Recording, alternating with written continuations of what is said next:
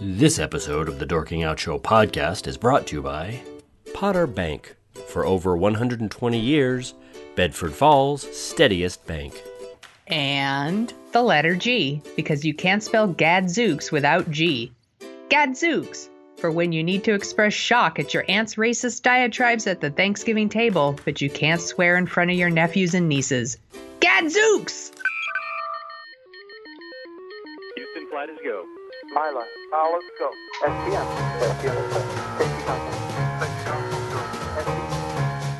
From Assignment X, Amalgamated Storytelling, and thesoniashow.com, it's The Dorking Out Show with Christopher Allen Smith and Sonia Mansfield. Welcome to episode 22 of Dorking Out, a podcast for people who like to dork out about stories and the stories and culture that we love. That means TV and movie, books and podcasts, and everywhere else you get stories that interest you. This is the Fantastic Stories and Where to Find Them edition. With me today is my professional writer and author friend, author of the forthcoming The Sonia Show, Sonia Mansfield. Hey there. Hey. With me today is my co-host, Emmy Award-winning filmmaker and nerd author, Christopher Allen Smith.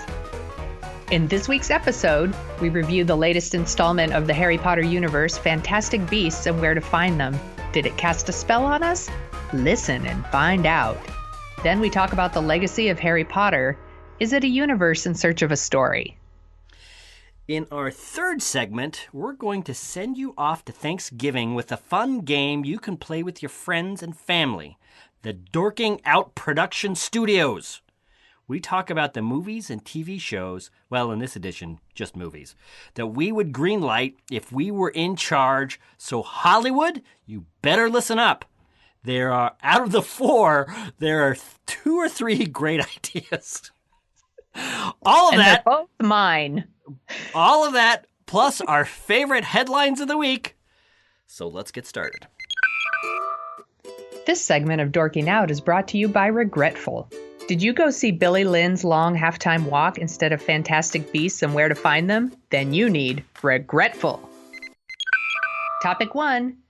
Fantastic Beasts and Where to Find Them is the latest entry in the Harry Potter franchise. It's based on the 2001 book written by JK Rowling under the fictitious name of Newt Scamander. I hope I pronounced that right. Scamander, come on, you just saw the movie. I did. 12 hours ago. Yes, but, My well, mistake. more on that later.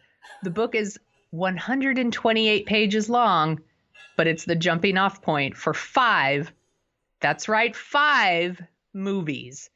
I'm starting to think that Peter Jackson was showing a little restraint by making only 3 movies out of The Hobbit.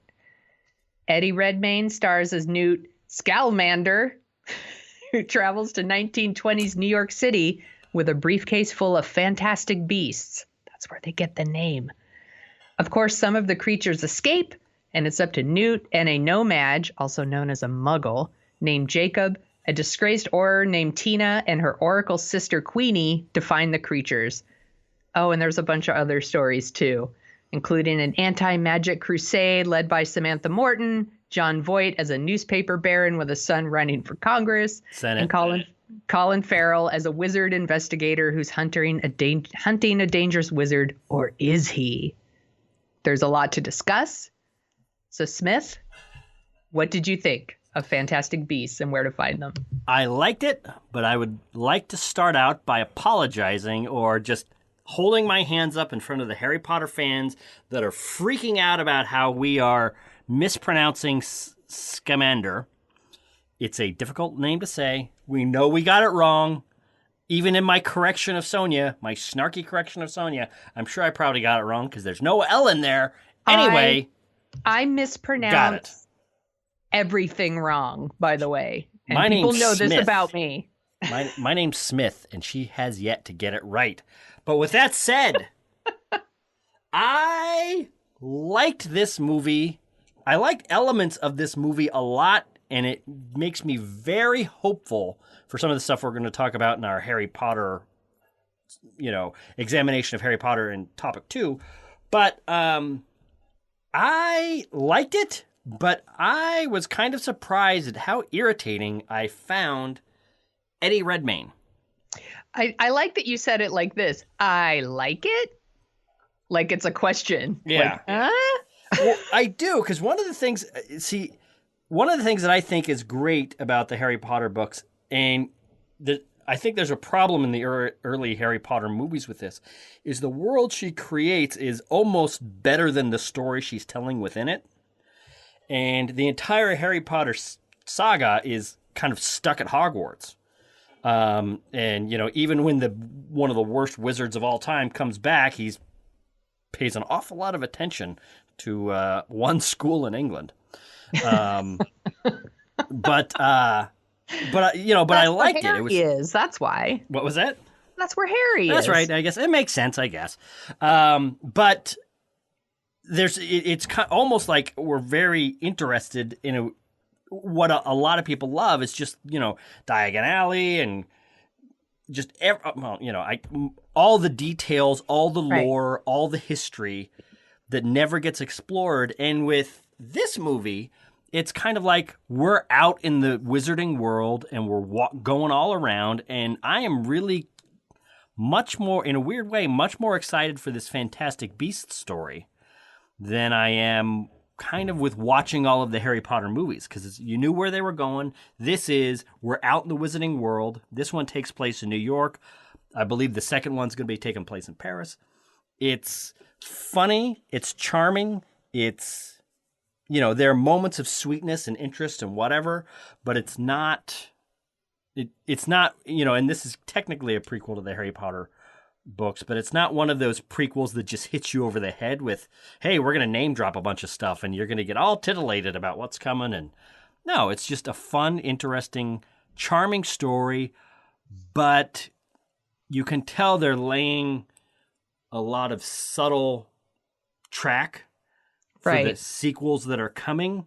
And some of it's good, but a lot of it is, and I think my biggest fault with it, and I guess I'm beginning to wonder if I just don't like Eddie Redmayne. Because I can't think of a movie I've seen him in where I really like him. I have to say, I have not seen The Theory of Everything, which is what he won an Oscar for. I have not seen The Danish Girl. Mm-hmm. I actually don't know if I've seen a movie with Eddie Redmayne before, so this might be my first movie with him. And I have to say, I was not super impressed. Yeah. I had a really hard time understanding him. Like he was mumbling. Mm-hmm. And I don't know if this is his fault, but I had a hard time kind of connecting with his character. Yeah, I agree. They kind of threw in like a little sad backstory near the end of the movie, but they don't explain it very much. Mm-hmm. And I couldn't connect to him. Yeah. I mean, you wrote down meh. Hey, don't tell him my notes. This is complex movie critic stuff. What's funny is in my notes, I also wrote meh. He was kind of meh in this movie. Yeah. Yeah. It's funny you should say that because I've seen him in Theory of Everything where he plays Stephen Hawking before he gets, or as he's getting ALS. And he won an Oscar for it, which was, at some point maybe we'll talk about this, which is, it's a very British people problems type movie. And the Academy loves to give Oscars to British people with problems. Yes. And he did nothing that Daniel Day-Lewis didn't do 30 years ago in My Left Foot. But anyway, so yeah, he was there. He was the bad guy in Jupiter Ascending. Oh, I didn't see that one. Which has one of the most, you might want to watch it because his performance is one of the most ridiculous bad guy performances I can remember. Like I can't purposely sit through bad movies. That's anymore. true. I just don't have it in me. That's true. But if you were going to that's a weird movie. And we'll talk about the Wachowski brothers, who are now sisters, at some future point. But that's a nutty movie. Anyway, so yeah, he kind of mumbles, and he does this thing in this movie particularly, where it's kind of like, we know that there's an awful lot that's lovable and charming and British and whatever in this world. It's kind of Right. like there's a lot of Britishisms baked into it, which makes sense. But it's kind of like it's like every other shot of him is him almost mugging at the camera like hey, I'm a very charming British person. I'm You know so what I mean? whimsical. I'm so whimsical. I'm so magical. I'm so just like the British awestrucks. This is the part Hugh Grant would have been playing 20 years ago Right. if they made this movie. So I found that kind of annoying. And I do agree is that they didn't really explain much about him. But all of that being said, I still really liked it. Like the Jacob Kowalski character, I really liked. He's my favorite part in the movie. Right, actually. which He's could the character that could have been the most annoying. right. And actually is the character I like the most. Exactly. Like he's, just this big fat guy who wants to open a bakery, and he's just nice and just like and maybe. Well, and he's the stand-in for us. Right. Exactly. So he's non-magical. He's a muggle. Yeah. A no-maj. Yeah. Which isn't as cool as muggle, by the way. No-maj. That's right. It sounds like you kind of like this movie more than I did. I did, and I want to throw a theory by you. Is in this there's the Society for New Salem or something, or the New Salem Society, right? Which is against wizards. It's against magic, and she's adopted all these kids that are kind of have varying levels of magic, I guess, in them, and she's kind of browbeating them out of it. It is not the most subtle metaphor, but there it is. But here's the thing, and I wish they had gone into this, and I think she might have gone into this in some of the stories leading up to this on her Pottermore website. But JK Rowling, in the world of Harry Potter, the Salem witch trials take on a totally different thing. Yeah. In that, the thing about the witch trials that we remember now is it was such a tragedy is because it was sexist and all the classist and all this stuff going on. But mainly it's witches don't exist, so all these people died for nothing. Right. The hysteria, it's a perfect metaphor for people whipping themselves into a hysteria about nothing. Well, in this world, wizards can be insanely dangerous. Right. But nevertheless, we're going to portray the people that are afraid of wizards as these retrograde, dumb yokel, whatevers, that don't know anything, and they're stupid and they're mean and they're close-minded and they're whatever. Well, they are those things, though, because not all witches and wizards are evil. That's true. No, that's true. But they're real, and the cost of them wielding power is a real thing to be afraid of. You know what I mean? Right. So there is this question of, so it's a strange stance at the heart of this where, because in the backstory of this is the rise of one of the big bad wizards. I'm not going to get into it too much. The rise of one of the big bad wizards in Harry Potter lore. And to think about that level of evil being visited, among New Yorkers or visited on the world. But nevertheless, if you're kind of have thoughts or wonders about the dangers of wizardry, you're kind of these dumb, the metaphor is you're these dumb, almost like evolutionary deniers or something in our world, right. In our world. And I thought it was kind of a very self-satisfied kind of stance to take. And one of the things that JK Rowling, I guess, is not fantastic at is subtlety. Right. People are either black and white bad or black and white good, and that's it. I think she's had 2 or 3 characters over the entire span of the Harry Potter universe that might go one way or another.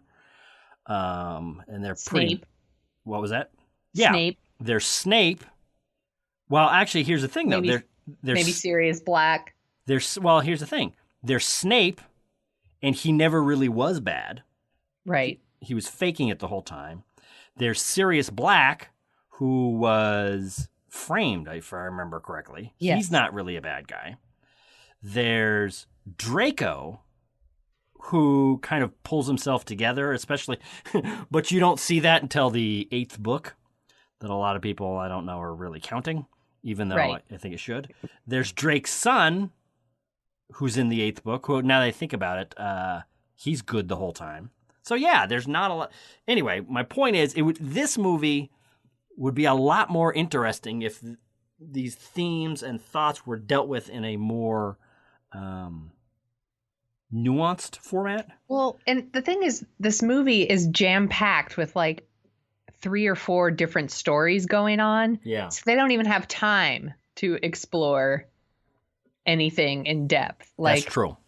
and I found that of these stories, they didn't mesh together very well. Okay. Not for me, they didn't. There's a story in which our heroes are kind of running around New York trying to capture these beasts. There's the one with the anti-magic campaign. There's like a scene with like Jon Voight as a newspaper owner and his son's running for Congress that goes absolutely nowhere. Like if it was removed from the movie, it would not make a difference at all. I disagree. That movie is 2.5 hours long. That's true. It didn't need any of that Jon Voight stuff. And, you know, we could say, well, it's world building. It's for the next movie. And I'm like, well, this movie needs to work as a movie. Right. A standalone movie. It can't just be world building movies. It can't just be a franchise thing. And I felt like so much of this movie was spending so much time preparing us for the next movie. Yeah. That I'm just like, you're waiting for it to be over so that you can like go and see the next movie.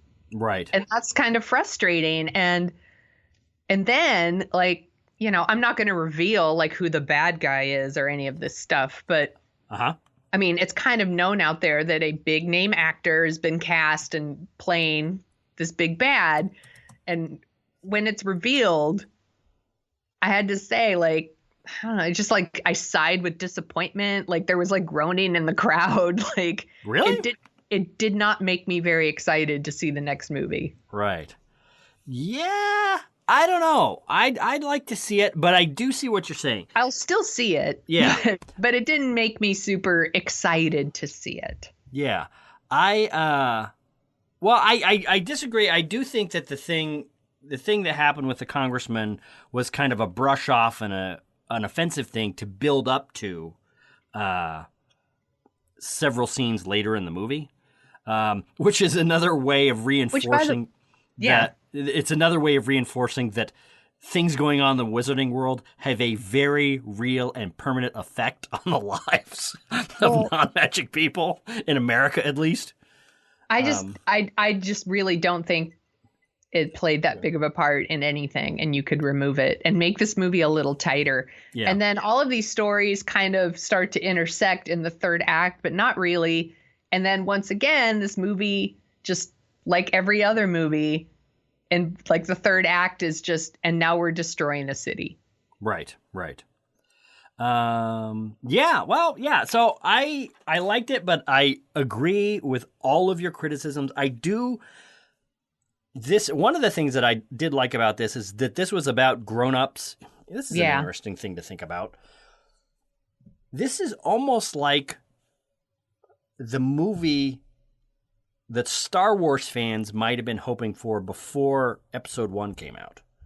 In that episodes, you know, the original Star Wars trilogy hit a certain generation of people when they were kids. They grew up and they wanted like an adult Star Wars movie, which never came. Here, this is kind of this is a movie for kids that grew up on Harry Potter and are now in their, you know, early 20s and 30s. You know, it's not a huge, you know, very adult movie, but it's, you know, pretty adult. It had some dark stuff. Yeah, it had some dark stuff. It had some stuff going on. And it kind of implies a lot more. There are references to things that happened in World War I, as we understand it. And this is where we're going to get into spoilers a little bit. This goes on till the end of World War II, this 5-film series. where at the end of this movie we find out that Gellert Grindelwald, one of the worst, most evil wizards of all time, that's the story of these 5 movies. So I think it could be pretty interesting to see where it goes, but I agree with I'm you. I'm still going to see them all. It's just, the actor they have playing that part didn't really fill me with excitement. And I just felt like this movie spent a lot of time world building, and I want more than that. I don't want to sit here and bash the movie, because there were parts of the movie I did like. Like, I'm happy to be back in the Harry Potter world. I like what you said about that it stars adults, right, and not kids. That's nice. I like the beasts a lot. I thought they were very cute and very interesting. I like that the movie was set in America. Yeah. As a change of location is nice. I liked Dan Fogler as Jacob Kowalski a lot. Yeah. As the muggle who's helping everybody. And I really liked Allison, I think her name is Sodol, who played Queenie. Right. The sister who, can read people's minds.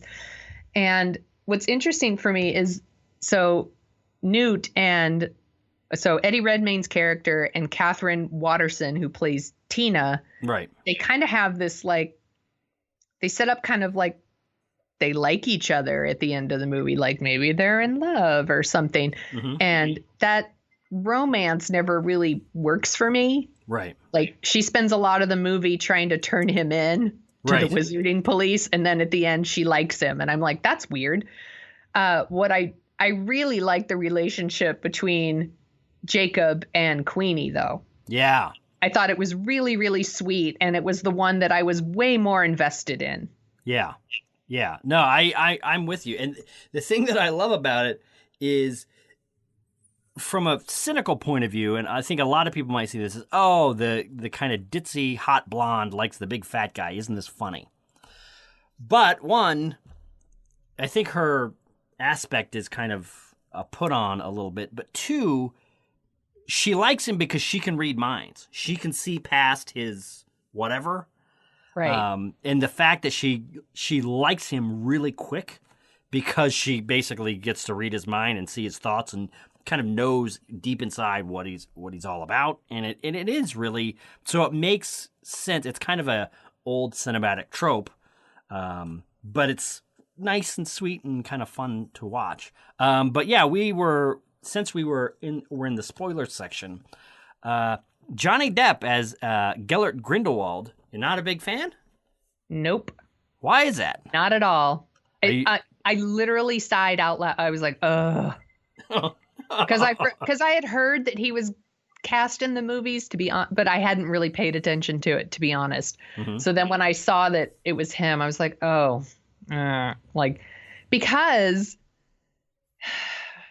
because he's just so ridiculous. Like, I don't like all the like Charlie and the Chocolate Factory and like all of his like Tim Burton, like Alice in Wonderland and Alice Through the Looking Glass and all these like over the top ridiculous performances. I don't want that in my Harry Potter movie. Yeah. Yeah. And that's what I'm afraid he's going to do. And then you throw on top of that kind of like recent things that Johnny Depp has done, and he's not really my favorite right now. What are some of the recent things he's done? The stuff with his wife and like. Oh, I'm not familiar with that. What's the stuff that he's done? Yeah, well, we don't have to get to that. Okay. All right. Well, yeah. Let's see. Did you see him in Black Mass? I did not. Okay. Johnny Depp can act. Like, I've seen him in movies where he's quite good. It's just, I would say some of the more recent Johnny Depp roles, with the exception of Black Mass, which I haven't seen. Yeah. They're a little too crazy, a little too eccentric. Look how eccentric I am, everybody. Like, and so that makes me nervous. Right. And apparently it made a lot of other people in the theater nervous too, because they were all like, this groan. Well, that'll be interesting to see, because I'm with you, is if you pluck Black Mass out, it's like, wow, when's the last time Johnny Depp did like a controlled, reasonable, good performance? Because he's a fantastic actor when he really puts his mind to it. But he's kind of been in later career Robert De Niro form for like the last 10 years. And the question becomes, can this guy really bring it anymore? I am hopeful. And then I saw Black Mass, and it's like, oh, wow, he can still do it when he wants to. I'm hoping that he'll be controlled and restrained enough. And I have a suspicion that they're not going to let anybody, with the Harry Potter, David Yates is directing all 5 of these, and he did the last section of Harry Potter movies, and they were really good and controlled. I have a feeling that he's going to keep a pretty tight rein on him. And he's not, Depp is not going to be allowed to kind of rewrite the character for whatever eccentricity he feels. I hope that's true. But we'll see. So what would you rate this movie? I would give it a 7 because apparently that's the only number I can give to movies I've recently seen. What would you give it, Sonia? I would say it's like a 6. That's not what you said. I thought it was okay. Started. You said 5. I said 5 or 6. Hey, Harry Potter lovers. She said 5 before she got on mic. You can send. I said 5 or 6. All right. You don't let me make any trouble at all. No, I don't let you have any fun. But you're an awful liar. This segment of the Dorking Out Show is brought to you by Infatuated. Do you want to have a little crush on your boss, but she seems to talk an awful lot about how irritating Kanye West is? Yeah, he's irritating, but she's like really digging in. Like, maybe she's not really talking about Kanye, but maybe she is. Then you need Infatuated. So that brings us to an associated topic of topic 2, the legacy of Harry Potter. And is this a universe in search of a story? I put this one on the docket way back when, because we're having so many of these big cinematic connected universes coming out now that whenever a new movie comes out, you almost have to say, all right, are things still on par? How does this affect everything that we've seen? How does this influence our opinion about, Harry Potter or Marvel or Star Wars or DC or whatever? And I just kind of wanted to get into what, for you, Sonia, when you think of Harry Potter, what is the legacy of Harry Potter for you? I mean, is it still something that you really get onto? Is it, one of those things that younger generations like more than you, or kind of what's your opinion of Harry Potter? No, I love Harry Potter. I read all the books. I've been Harry Potter for Halloween many years in a row. and I love all the movies too. I think they're really great. And I was very excited to see Fantastic Beasts. And, I didn't love it, but I will still see the other ones because I like being in the world so much. So earlier this year, this has been a big year for Harry Potter. Earlier this year, Harry Potter and the Cursed Child, the 8th story in the Harry Potter saga, came out. We reviewed it earlier this year, but I believe that you had not finished it at the time. Yeah. What are your thoughts now that you finished it? Because you finished it, right? I did finish it. All right. You sounded like you weren't so sure. I did finish it. I don't know how this sentence is going to end. Now that I'm in the middle of it. I did like it. I mean, I don't think it's up to par with, Goblet of Fire, or Prisoner of Azkaban, or, any of the other ones, but I still enjoyed it. Right.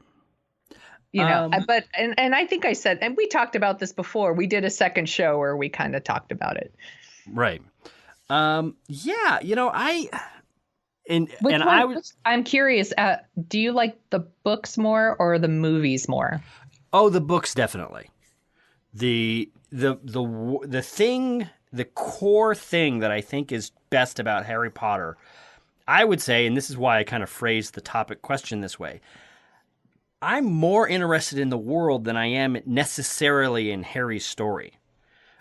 Even though I like all the characters, but the way that the stories are kind of put together, it's kind of like, okay, that's good. It's fun. It's enjoyable. I can kind of this is going to sound awful the way I say it, and I don't mean it like this, but, I could tolerate this while I'm hanging out with Harry and Hermione and Ron and everybody, and I'm hearing, more of the history and more of the lore and more of the whatever, but it's not, there's not a lot of, well, let me step back. I was going to say there's not a lot of moments that I remember in like a grabbing story kind of way, but no, I think there are a couple as the books go on.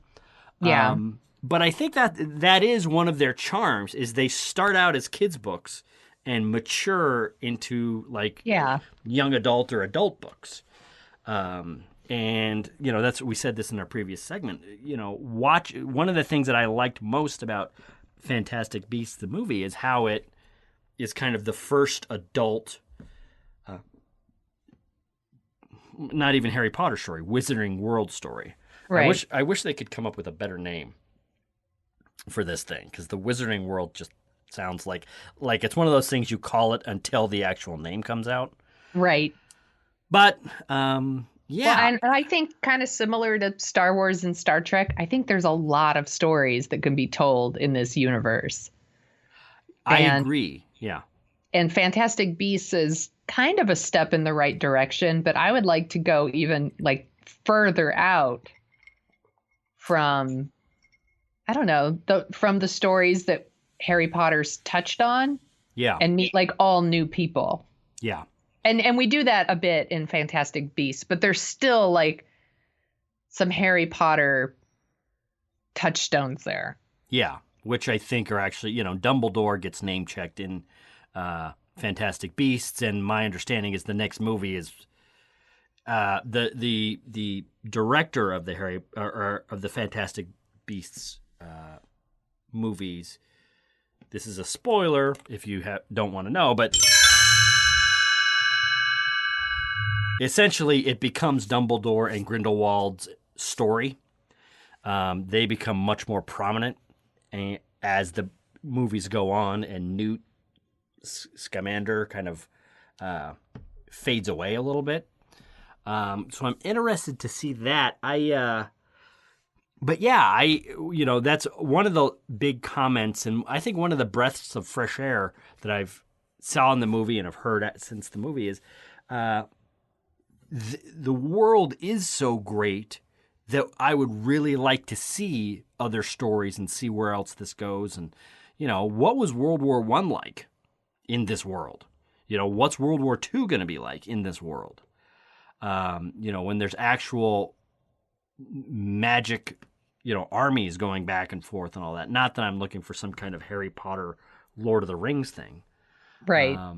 But yeah. I think it's, and that's what I'm wondering is, the Harry Potter stories is, and I think that this was highlighted with the 8th book, is they're simple and they're nice and they're A to B to C to D, but it seems, Voldemort is supposed to be one of the darkest, meanest wizards of all time, and he kills maybe 5 people in the course of all those books, and everything about Voldemort. He killed a lot more before the books. True, but that's the thing. And I think when they talk about it, it's 100 people, 200 people. Like he's for a villain. So you don't think he's killed enough people? Well, what I mean is for a villain, because when people talk about great all-time villains, Voldemort's in that conversation. Darth Vader's in there, and there's, he's in there, but then when you really think about what have we seen him do, how have we seen him act, what is he paying attention to? Oh, he's paying attention to this 10-year-old kid. It makes sense, but it's kind of like the Harry Potter stories are weirdly small in this entire world, right. I guess. And I think that was my biggest disappointment with The Cursed Child is, and we are deep into spoilers here, people. JK Rowling goes back to Harry, goes back to Hermione, goes back to Ron, and what do they spend their time doing? Talking to their kids, and their kids going back into basically book 4. Right. It's the back, I've said it before and I'll say it again. It's the Back to the Future 2 of the Harry Potter stories. And it's cool, but I've covered this ground before. Yeah, we want something new. So here's a very charged question that I'm going to ask you. Okay. Is there a great Harry Potter story or a great Wizarding World story that has been told? Are all of the stories in this world that we love so much just okay? I really like Harry Potter's story. Uh-huh. From beginning to end. Okay. From the first book to the last book. Okay. Including Cursed Child. But I like that story. I think it's a really great story. I think he undergoes a lot of change. I think he meets a lot of really cool characters and interesting people and forms real friendships and meets, his true love and all those things. And I think Harry Potter already has a great story. I think there's a lot of really great stories that can still be told, though. Right. That aren't connected to Harry Potter or Voldemort. Right. So how long do you think it's going to be until there's a TV show on the American Wizarding School or something that? We're going to have to go through all 5 of these movies, right? Maybe. At least. I don't know. The way the Marvel universe is spitting out different television shows, they could start right now. The agents of the Ministry of Magic. Exactly. Well, that's the other thing is, there have been announced Star Wars shows in the past that they've been canceled, but there are continuing rumors of a live action Star Wars television show. That is the big thing about these shared universes is they are. By the way, I would totally watch a show about the Ministry of Magic. Oh, definitely. Oh my God, yes. That would be great. It's funny. Like the cliche now is, I would love to watch an adult, grown-up HBO Ministry of Magic show. Which they're never going to make those things. That's true, but I mean, it seems like every show now that is conceived is dark, gritty HBO. Yeah. Or Netflix. Yeah. So, what do you think? Do you think it needs another story? Well, a better story? No, I like the way you said it. I think that, and it could just be me, a blind spot within me, is that I like, and maybe that's what it is. None of the stories in the books themselves seem great to me. You're so Slytherin. Maybe. But when you said, his entire story, it's like, oh, okay, I get it. Because I don't see, he starts out as a nice, good-hearted boy in the first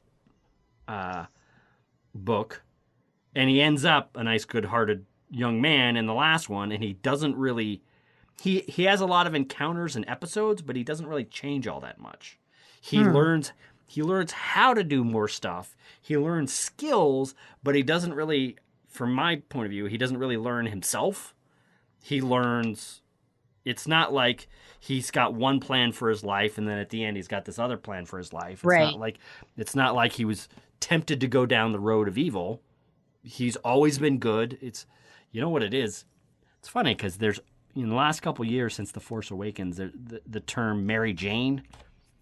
The Mary Sue? Mary Saint, yeah, thank you. The Mary Sue has been thrown out as kind of like a way to deride characters that never do anything wrong and always make the right choice. Right. Is Harry Potter the biggest Mary Sue in fiction? He might be. I don't know. I'm sure he does some things wrong.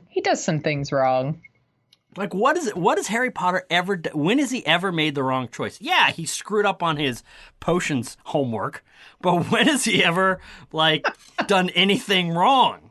Like, when has he ever said, hey, Hermione, you know what? You're driving me up the wall. Why don't you go and then say something rude to her? Never. He's never told anyone to F off. He's never done anything. Oh, he's British, so he's too charming. Have you gone to Pottermore and taken the quiz to find out what house you're in? No, but I will do that. You know what? We're gonna have a little fun. Because I did it. Okay, when did you? Where did you fall into? It turns out I'm a Hufflepuff. All right. You know what? We're gonna have a little bit of magic fun right now on the podcast. Kids, I'm going to go to Pottermore right this second and find out which house I'm in. I will be back in just a moment. Through the magic of podcasting, I've returned from the sorting hat on Pottermore. Hufflepuff babies, what you got? How is that you and I are in the same house? That's that right. Seems weird. You thought I was slithering. You were so hoping I would not be in your house, weren't you? A little bit, yes. We're friends. That's because I lived with you before. That's right. So, all right. So why slithering? Because I'm evil and I have a black heart? Is that what it is? Come on, Sonia. Obviously, yes. Spit out your true feelings. I did just now. All right. So. No, I'm glad we're in the same house. Sure you are. You're a liar, but that's fine. Yeah, so I would never lie. Maybe that's the thing. Maybe I'm just waiting for a Harry Potter story to come out that lives up to the world that she's creating, I guess. You know what it is? It's almost like, and maybe this is a bad metaphor, it's almost like J.R.R. Tolkien creating the world of the Hobbits, creating the Silmarillion, creating all the stuff, the backstory, but you never get the Lord of the Rings. It's like you get all the ancillary stuff, you get all these cool stories, but they never come together in the perfect I feel like Harry Potter does, but I guess we disagree on that. Probably, but here's where you're going to be comforted, Sonia. Yay. Everyone in the world agrees with you. Yay, for once. Yeah, I am sure I am in the tiny, tiny minority. And right now, there are thousands, nay, tens of thousands of emails being written right now telling me what a moron I am. Which is funny, because we don't have anywhere near that listenership, but that's fine. Anything else you want to say? I look forward to reading those emails. I'm sure you do. This segment of the Dorking Out Show podcast is brought to you by Big Kahuna Burger. That's a tasty burger. Topic 3, Dorking Out Studios. This is a new segment that we're going to be doing from time to time that's fun, that we thought would make a fantastic... We're bringing it to you this week because we thought this would be a fantastic way for you and your family and your friends over Thanksgiving to not get into any big explosive family wrecking fights. Just think about this and it'll be fun. I'm going to be using this. So what you do is you pretend as though you have won the world lottery. You have $1 billion at your disposal, and now you are able to greenlight any television show, any movie, any whatever you want at Dorking Out Studios, because that's what we're doing. So Sonia and I are going to pitch 4 movies that we would love to see, and we want to hear your feedback, and we want to hear what movies you and your friends would produce if you were able to make whatever movie you wanted. So, Sonia Mansfield. Yes.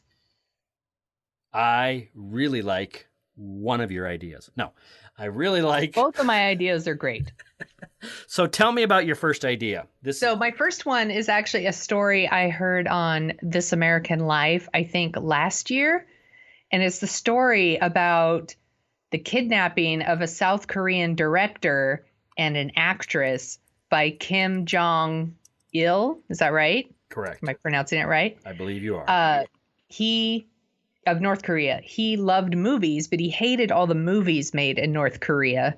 So he kidnapped this director and this actress who were actually married at one point, and they were like South Korea's like first couple of film. You know, they were so famous, and then they actually split up. And first, Kim Jong-il kidnapped the actress, and I'm gonna ruin names here. It's like Choi Eun-hee. Oh gosh, I'm terrible at this. I'm sure it's fine. Things are mispronounced. People will live. He kidnapped her first, Right. And then he kidnapped the director and he locked them up and had them make movies for him. Wow. They were there for 8 years. They rekindled their relationship while they were there, and they remarried at the urging of this dictator, which is pretty crazy. They were there for 8 years. That is Made all these movies and eventually like earned his trust. And they were able to like start filming movies outside of North Korea and were able to go to some film festivals. And in 1986, they went to the film festival at Vienna and ran to the American embassy. No kidding. That is a fantastic story. And it's so, if you should listen to the This American Life about it. And I think there's actually a documentary that's coming out or is maybe already playing in theaters about it. But the one on This American Life is really crazy, really interesting about like how much he loves movies. And he has like this huge vault of movies and all the movies they watched together. And it's just really crazy. 8 years. Yeah, I've heard it would make the best movie. It would. Well, I think because I had heard the broad outlines of this story years ago, which was, a director and actress got kidnapped and they had to make movies for Kim Jong-il. But the thought that they were divorced, he kidnaps one, then he kidnaps the other, and there's that moment where, the second one kidnapped gets finally brought to where, where they're going, gets brought into the capital, their situation is explained to them, then they see their ex walking down the halls, like, what are you doing here? And like then being kidnapped isn't bad enough. That's right. And then the ex explains it, and then there's that moment when you realize, oh my God, I've been kidnapped. One, by this mad dictator to do things I don't want to do, but two, kind of because I know my ex, and now now we're the only two people from South Korea stuck in this palace. We got to stare at each other and work for this murderous dictator. Well, what's crazy is he kept her in like kind of a villa or something, but he kept the director. He jailed him for like 4 years. Oh my God. It is such a good story, and I would hope that Hollywood is all over it, and I'm sure if they make a movie out of it, they'll cast like Scarlett Johansson or something, but they shouldn't. Well, a really good movie. Yeah, it sounds like a really good movie idea to me. Yes, it is, and now that I think about it, this is a fantastic movie that we're never going to see. After the Sony hack, after the interview, no one's going to make a movie highlighting how weird North Korea is for like 20 years. We'll have to settle for the This American Life podcast and the documentary. That's right. North Korea is going to vanish from popular culture because all of the studios don't want to get hacked. So, shoot. Yeah. This American That's too Life. Bad then. It is very too bad. They could repurpose the story, set it in another country. That's right. God, North Korea is so weird. It is so awful and weird. Anyway. What's your first pick? All right. My first pick kind of is the idea that made me want to do this because I would love to see it, but this is another movie that we're never going to see. But holy smokes, I would love to see this movie. It is a reimagining, kind of like how Romeo and Baz Luhrmann's Romeo and Juliet was a reimagining of Shakespeare's Romeo and Juliet.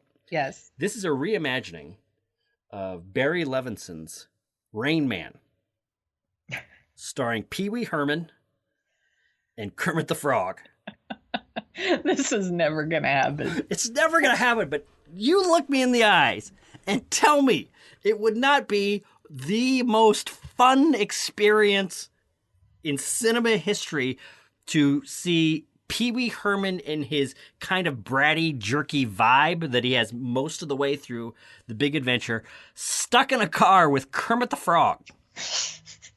going off on each other because Kermit, everybody loves Kermit, and the thing has kind of happened to Kermit that happened to Mickey Mouse and happened to Bugs Bunny, where kind of in the early years he was a little more rough and a little more irritable and a little bit more of a smartass, but now he's kind of nice and he's always level-headed. But there are few things funnier in culture for me than pissed off Kermit the Frog.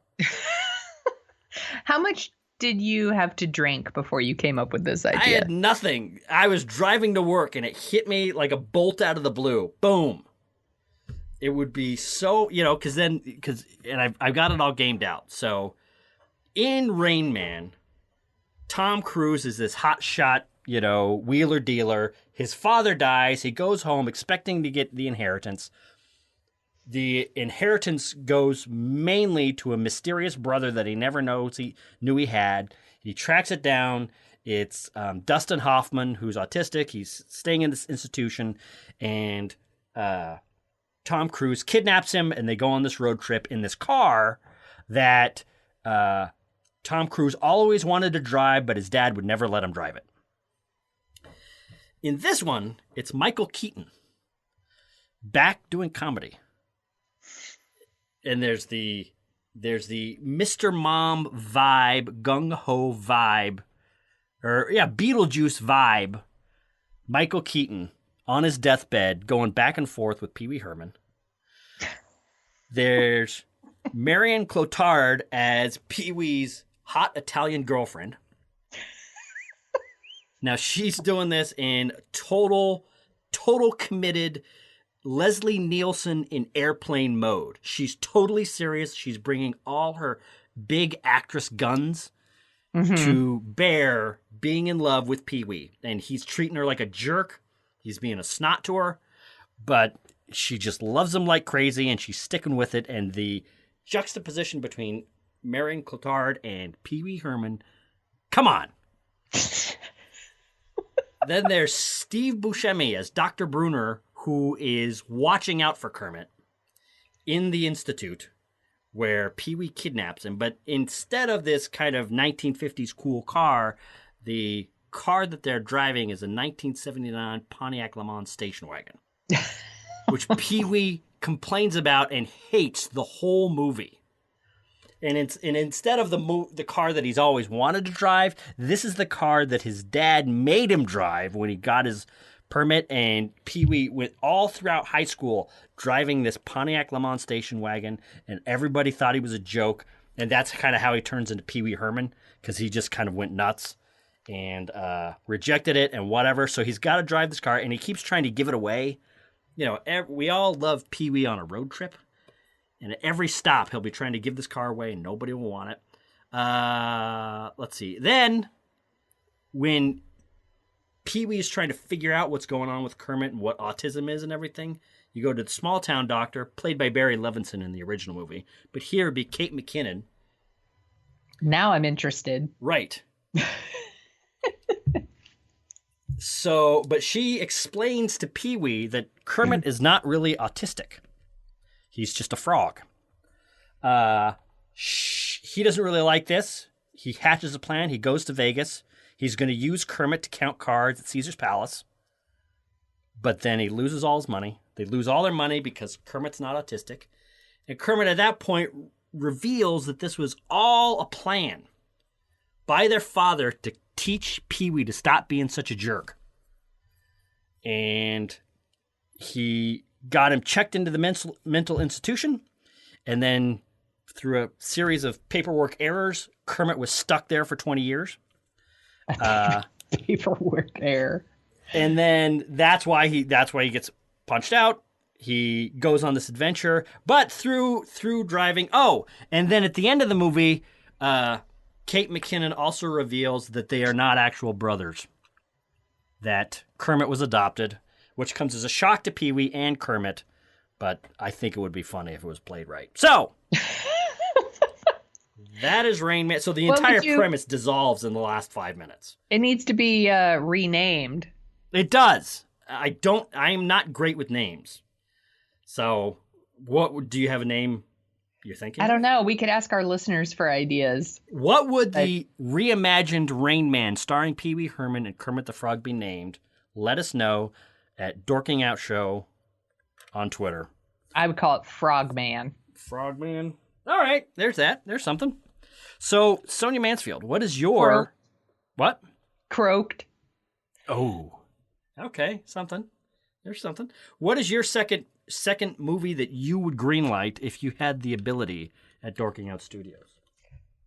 So I've talked about this one before on the Pop Show, where we talked about movies that we would like to see remade or rebooted. And I think it's time for another Superman reboot. I'm in for a Superman reboot. This last Superman, not my Superman. So my idea is they reboot it with Dwayne Johnson, The Rock, as the Man of Steel. I love that idea. Now, how come you think we need another reboot instead of the track that they're going on now? You say this is not your Superman. Because what is your Superman? He's not my Superman. Because he's all dark and broody, and for me, Superman is Christopher Reeve. He's more of an optimist, a little bit more positive, maybe a little bit more interested in saving people than the current Superman. And I think The Rock he's so fun. I think he could do it. Now that I'm thinking He doesn't even have to wear like a muscle suit. That's true. But now that I'm thinking about it, wouldn't he need to? Would he be a bald Superman? Sure, he could be bald. Okay, all right. Why not? No, I'm just curious. So have you thought about who would be playing some of the other characters, or what story that you would want to tell with this? Nope. No. All right. So. No, I really think it would just be like we're going back to the beginning. So it would be like an origin story. It'd be like the first Superman movie. Cool. Not right. Man of Steel, like the first Superman movie. So, but maybe not with like, so much of the like crazy Marlon Brando stuff. Well, come on. If you got to have a father Superman, who are you going to go to? just go ahead and keep the Marlon Brando stuff. Oh, that's right. And then the rest of the movie is new. That's right. Well, you know what? That's kind of what they did with Superman Returns. Stuff that was on the cutting room floor from 20 years before. Right. Made it in there. So, yeah, cool. What's your last one? My last one is total Oscar bait. One of the things that I think Miramax has taught us and various studios have taught us when they try to launch is you need to have awards on the wall. You need to have your Oscars to show that you're a big boy studio that can make serious movies and you can, run with the best. My story is the Wilbur McLean story. Now, I have no idea who that is. Wilbur McLean, anybody that has watched... See, one of the nice things about owning a studio is, like you, when you listen to This American Life, you hear a story and you go, wow, that's a great story. The Wilbur McLean story is kind of the Star Wars Rogue One of Ken Burns' Civil War series. Okay. Which is I still think his greatest documentary series, where an entire movie is contained in the first 45 seconds of that. The movie, or his first episode of Civil War, starts with the story of Wilbur McLean. He was a grocer in Manassas, Virginia. And at the start of the war, he and his family were kind of near the battle. And they were freaked out. There were bullets and cannonballs whizzing through their house and whizzing through their property. So after the first Battle of Bull Run, or Manassas, as the Confederates called it, he said, you know what? We're not doing this. We're not going to be in the middle of this war. We're living here in Virginia, in this part of Virginia. There's going to be armies going back and forth until they get this settled. We're out of here. We're leaving. We're going to move. We're moving to this tiny town called Appomattox. Well, 4 years later, he's sitting on his porch. This Union cavalry guy rides by and says, hey, we need a place for Robert E. Lee and Ulysses S. Grant to sign the surrender papers and end this war. Can we use your front parlor? So I guess, yeah, fine. So they charge up, and in this guy's house, they ended the Civil War. So, and this is the way they put it in the Ken Burns series is, so he was able to say that the war started in his front yard and ended in his front parlor, which is fantastic. And I'm thinking, how great would it be? So you take that story, cast Kevin Costner, old man Kevin Costner, and he's got 2 sons. This is kind of the stereotypical way you do Civil War stories. He's got 2 sons, brother against brother. The War of Brothers, as some people called it. Chris Pine, older brother, good son. He goes off to fight for the Union. Bill Hader, who I think is this generation's Tom Hanks. He's super funny from Saturday Night Live, but oh my God, he was just in a movie like a year and a half ago, and it's escaping me. Skellington Twins? Skeleton Twins, yeah, with Kristen Wiig, yeah. Yeah, that's right. He was fantastic in that, and I'm convinced that Bill Hader's awesome. If he got like a Forrest Gump Philadelphia class script, he would be off to the races. He would be on a tear like no one would be able to catch him. This guy is one of the funniest people of this generation, and he's got that comedian thing where he can really sell drama in a great way. Anyway, so he would be the Confederate, the kind of rebellious Confederate son that goes to fight for the Confederacy because maybe he likes this girl and her family's with the Confederacy, so he's trying to do that. So he ends up fighting in Robert E. Lee's army. Chris Pine ends up captain in Ulysses S. Grant army. So they're coming face to face 4 years later in their dad's house. And so you could tell the whole story of the Civil War, and then they come back together, and one's beaten down and wrecked and sad and regretful, and the other one's victorious, but he sees his brother all beat up, and it could be fantastic. So that is sounds like a very good movie. The Wilbur McLean win a lot of Oscars. That's right. It would be so Oscar baity, So anyway, those are our ideas. Everybody. We'd love to hear everyone else's ideas. That's right. We're sure they'll probably be better. So, let us know. Well, what? Say it. Say it. I don't want to brag. It's just my ideas are really good. That's all.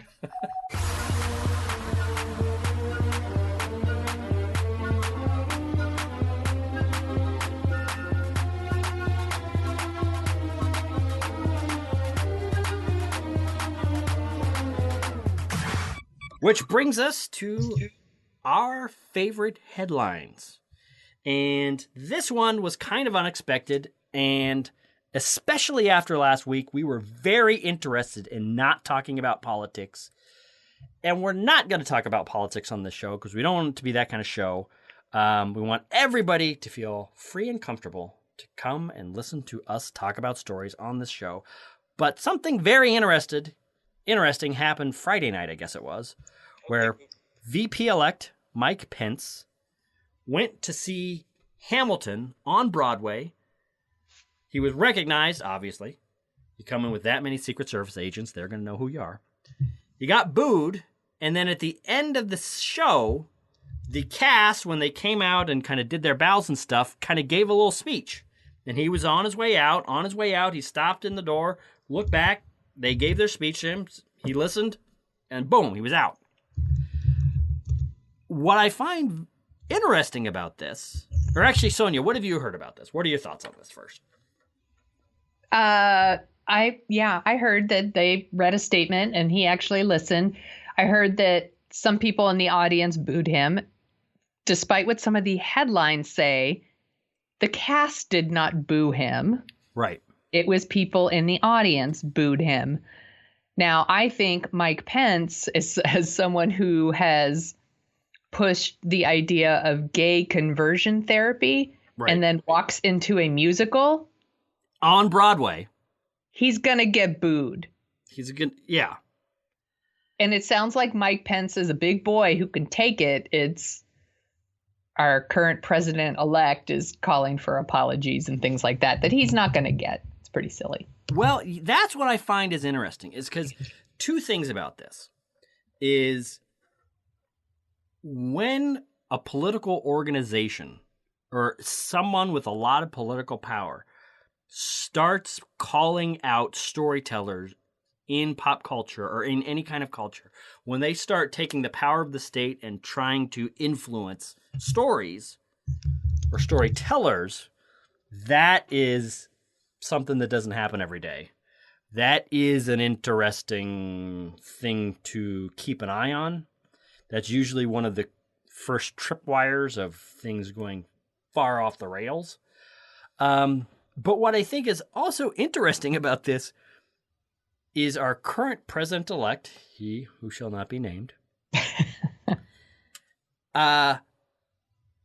seems to be a lot more irritated than Mike Pence, who was there and had to sit through the booze.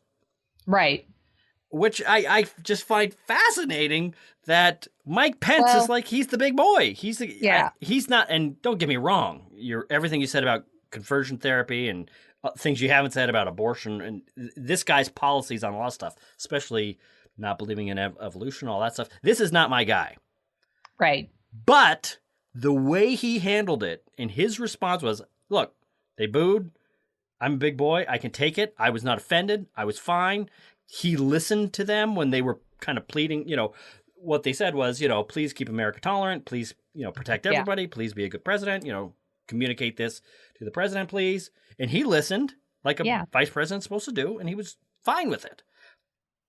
So it's just a strange situation. What's crazy to me is Pence then issues a statement like, I wasn't offended. And it's like, I should hope you weren't offended by their statement, because their statement was like, hey, we're kind of worried. We're anxious that you're not going to protect us and our planet and our children, or defend us or uphold our rights. Right. And, we hope that the show would inspire you to uphold our American values and work on behalf of all of us. Right. And it's like, yeah, that's not offensive. Yeah. Well, see, that's the thing, is it's not offensive. And he was, it is a little unusual for an entire cast to just stand up and start talking to one person in the audience and calling them out. That's never happened before. But, there's a million examples of, now I think about it, Nixon had this problem when he went to South America. Vice presidents always seem to get this kind of crap. They're the ones that have to venture out into the real world, further from the White House, and kind of absorb the blows of how the world or the country or whatever is actually feeling about the president. Right. But he did it. And, it's just very strange to see a vice president kind of knowing what the score is, knowing what the situation is, upholding what are kind of American, I don't want to say values, kind of the expectations of the office is what I said. Like, he's got it down. He's not coloring outside the lines. He's not reforming everything. He's not doing a lot of things that the president just doesn't get. And the fact that the president is focusing so much on the cast of Hamilton. Yeah, our president-elect is so upset about what the cast of Hamilton is doing and what Alec Baldwin is doing on SNL. That's right. And I'm like, you should be concerning yourself with your transition team. Right. Well, yeah, that's the other thing is Alec Baldwin was once again playing He Who Shall Not Be Named on Saturday Night Live last night. And all day today, the president-elect has been talking on Twitter about how it was unfair and that they were doing this and very unfunny and this and that. And it's just very strange. Well, he's acting like a big baby. I'm like, you're president now. Yeah. Get over it. Like, President Obama was booed during the State of the Union. That's right. So you can take it, buddy. He was heckled during the State of the Union, which is fine. And then his tweet about we need a safe space. This is the same guy who ran with the idea that that we need to get over our political correctness and stop being big babies and, the whole F your feelings kind of thing. And it's like the theater is not the theater, the movies, TV, we're talking about art, and art is very inspired by politics and what's happening in the world. And I'm sorry, President-elect, but right. People are going to create things based on what you do. What you do, and that's too bad if you don't like it. Or what they think you... Well, that's what's interesting, because, you go back, there was an entire show on President George W. Bush, Little Bush. Right. That's what Saturday Night Live does. They shoot at every single occupant of that office. They make buffoons. And the fact that he doesn't get that, having hosted the show, right, is fascinating. And that is worrying that, what's going to happen when some real serious cutting stuff starts coming out. What's he going to do when some reality show host decides to start a campaign that maybe he wasn't born here? And there's nothing he can do about it. That's right. See, that's the thing and this has happened before. That's what's so fascinating about it, and why we need to keep an eye on it. And that's all we're talking about here. We're not saying that this is the beginning of fascism, blah, blah, blah, even though I've thrown around some of those words on this podcast before. This has happened before.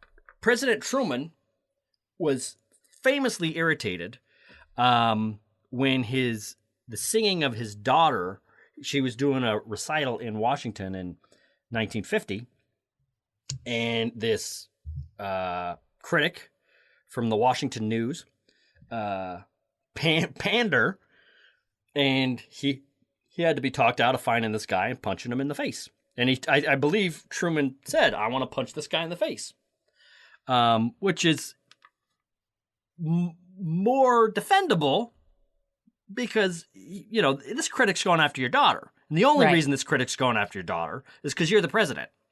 Right. So I just, it's fascinating. It's interesting. So let's keep an eye out, everybody, on the left and the right. Stephen Colbert and John Oliver recently sat down and had a conversation. I don't know what the venue was, but they were talking, and Stephen Colbert, they were talking about politics, obviously. And Stephen Colbert said, "I'm all for giving him a chance, but let's not give him an inch." Yeah. And I think that's some good advice. Yeah. Have you been watching Stephen Colbert lately? What did I watch? I did watch one after the election. Okay. All right. Yeah, I like him, but I think he might be getting, there was a couple years there at the end of the Bush administration where I think Jon Stewart got so tunnel visioned that he became kind of less fun to watch. Mm-hmm. And I'm worrying that Stephen Colbert's, some of the humor gets pulled out if you keep telling jokes on the same subject constantly. Well, yeah, Jay Leno did this, even though he's not nearly as funny as either of those two.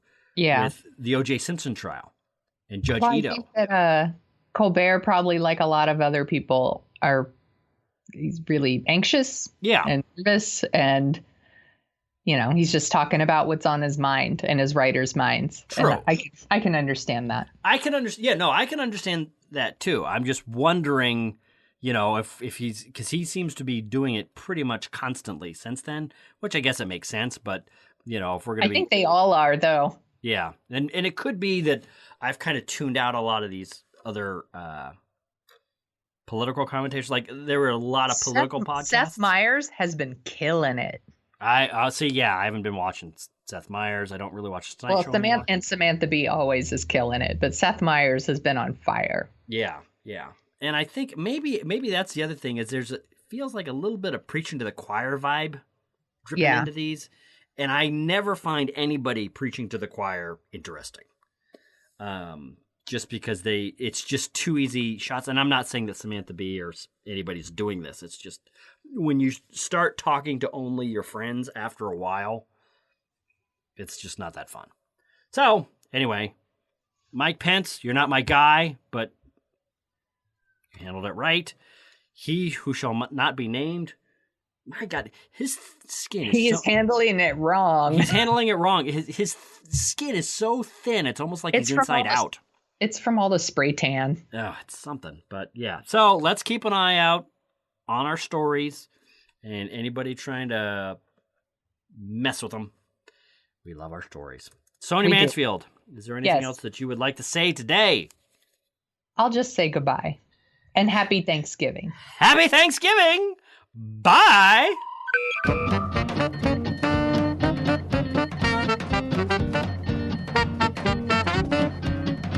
The Dorking Out Show is on Twitter at Dorking Out Show, where you can find Chris at Jet Jurgens and Sonia at The Sonia Show. You can read about Sonia's random adventures at thesoniashow.com and track the slow and creeping progress of Chris's novel and his other hijinks at jetjurgens.com. You can find out more about the Dorking Out Show at dorkingoutshow.com. While you're over there, you can support us by giving us a review on iTunes. We have a handy-dandy iTunes link to whisk you right back to 2007, where you can leave your review and 5-star rating in iTunes. We'd do it for your podcast. Want to dork out even more?